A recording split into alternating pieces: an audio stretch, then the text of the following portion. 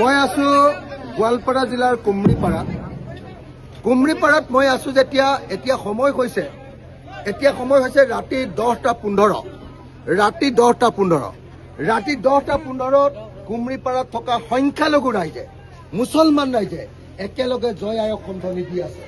জয় আই অসম, জয় আই অসম, জয় আই অসম।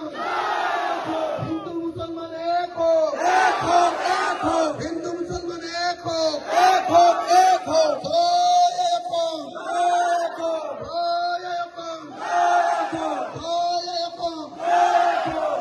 মই অসমৰ মুখ্যমন্ত্ৰী ডাঙৰীয়াক অনুৰোধ কৰিছো, আপুনি সদায় কৈ থাকে যে মুছলমান মানুহে অসমক ভাল নাপায়, পাকিস্তানক ভাল পায়, ভাৰতক ভাল নাপায়, পাকিস্তানক ভাল পায়। এতিয়া চব সকলো মুছলমান মানুহে অসম আই, অসম মাক আটাইতকৈ ভাল পাওঁ বুলি ৰাতি 10:30 বজাত 10:15 এনেকৈ চিঞৰ-বাখৰ কৰি আছে, হয়নে?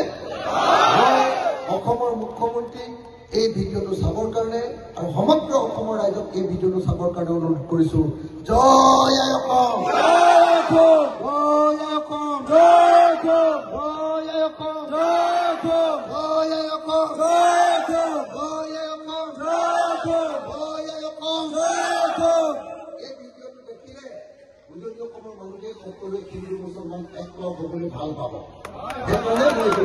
ধন্যবাদ। জয় আই অসম।